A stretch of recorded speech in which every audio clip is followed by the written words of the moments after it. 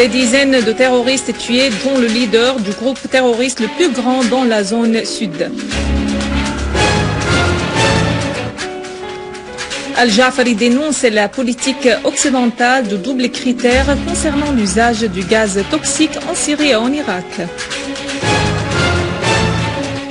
Les forces irakiennes imposent leur contrôle sur la région Al-Maliha à Béji après l'avoir libérée des terroristes de l'État islamique.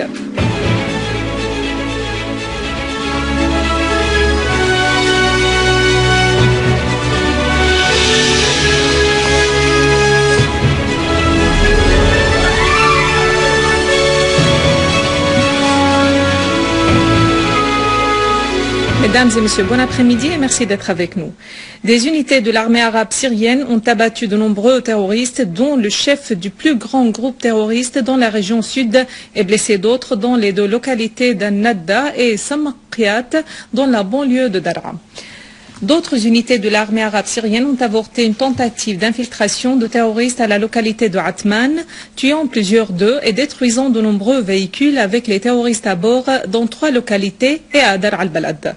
Dans la banlieue de Damas, des unités de l'armée arabe syrienne ont neutralisé de nombreux terroristes et blessé d'autres au sud-est de Beit Jinn. D'autres opérations ont été menées dans la banlieue de Homs et se sont soldées par la liquidation de terroristes à Talbissa, à l'ouest du village d'Azara al-Rastan, à Omshrij et dans la banlieue est du gouvernorat. En outre, de terroristes ont actionné leur ceinture explosive à Froklos, causant uniquement des dégâts matériels.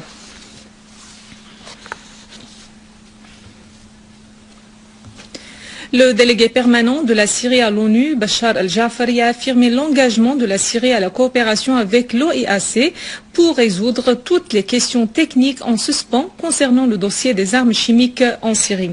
Dans une conférence de presse à l'issue d'une séance de concertation à huis clos tenue au Conseil de sécurité, al-Jafari a fait noter que la Syrie avait attiré l'attention du Conseil de sécurité au fait que les groupes terroristes armés avaient volé 200 tonnes de matières chimiques d'une usine à l'est d'Alep.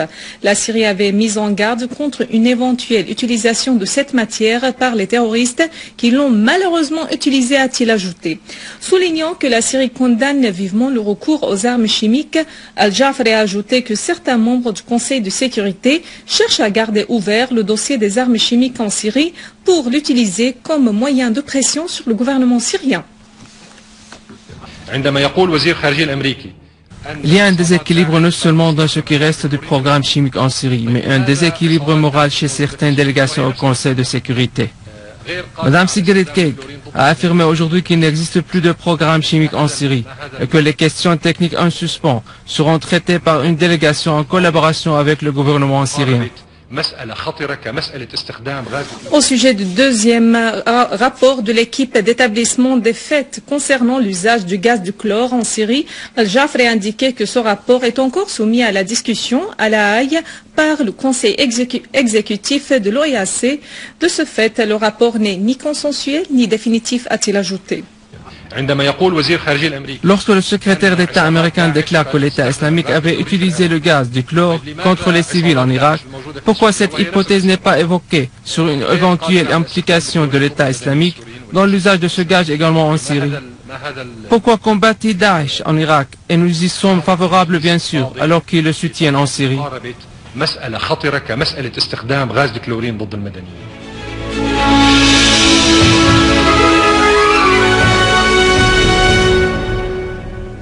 Les forces irakiennes et les forces de mobilisation populaire ont libéré la région d'Al-Malih à Béji dans le gouvernorat de Salah ad-Din et imposé leur contrôle sur la région tout entière après sa purification des terroristes de l'État islamique. Des dizaines de terroristes ont été liquidés et leurs quartiers généraux détruits au cours de ces affrontements. Auparavant, les forces irakiennes et les forces de mobilisation populaire ont procédé à la liquidation de 33 terroristes et contrôlé les régions de Bahraz et Al-Abbara dans le gouvernorat de Diyala. Cependant, l'armée de l'air irakienne a mené des raids sur des repères des éléments de l'État islamique et éliminé des dizaines d'eux. L'aviation irakienne a également détruit 2 camions avec 90 terroristes à bord alors qu'ils se dirigeaient vers les territoires syriens tout proches de la région d'An-Nakhib. Un soldat libanais a été blessé quand des terroristes ont ouvert le feu sur lui à Arsal, à l'est du Liban. Des sources médiatiques ont rapporté que deux terroristes à bord d'un motocycle ont ouvert le feu sur le soldat au moment où il se dirigeait vers son travail. De même, des terroristes ont visé une patrouille de l'armée libanaise la nuit dernière et lancé une bombe sonore sur le lit du fleuve Abou Ali sans faire de victimes.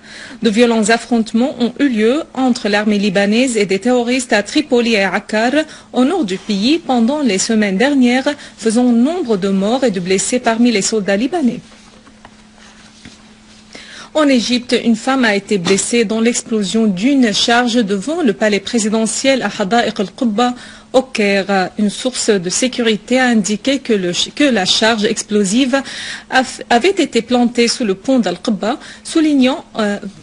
situé en face du palais présidentiel, soulignant que la charge avait explosé avant son désamorçage par les services compétents qui ont encerclé la zone. Cet incident a eu lieu quelques heures après un attentat terroriste qui s'était produit dans la station de chemin de fer d'Al-Manouf, au nord du Caire, faisant de tuer parmi les policiers et 15 blessés.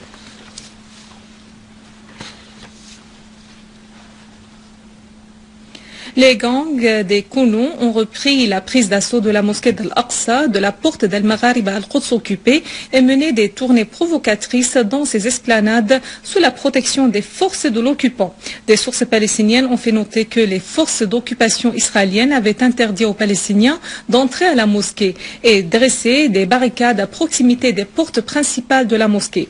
Les prises d'assaut de la mosquée d'Al-Aqsa ont été simultanées par la prise d'assaut de la ville de Naplouse par 30 patrouilles israéliennes accompagnées de 10 autobus transportant des centaines de colons en vue de faire les prières au tombeau du prophète Younes, ce qui avait causé des confrontations féroces entre les forces de l'occupant et les Palestiniens dans la ville. De même, des mesures militaires et des campagnes d'arrestation de plus de 16 Palestiniens ont eu lieu dans les villes de la Cisjordanie. Voici un rappel des principaux titres. Des dizaines de terroristes tués, dont le leader du groupe terroriste le plus grand dans la zone sud. Al-Jafari dénonce la politique occidentale de double critère concernant l'usage du gaz toxique en Syrie et en Irak. Les forces irakiennes imposent leur contrôle sur la région Al-Maliha à Béji après l'avoir libéré des terroristes de l'État islamique. Mesdames et messieurs, c'est la fin de notre édition. Pour la revoir, visitez notre site web syriaonline.sy. Merci à vous, merci à toute l'équipe. Au revoir.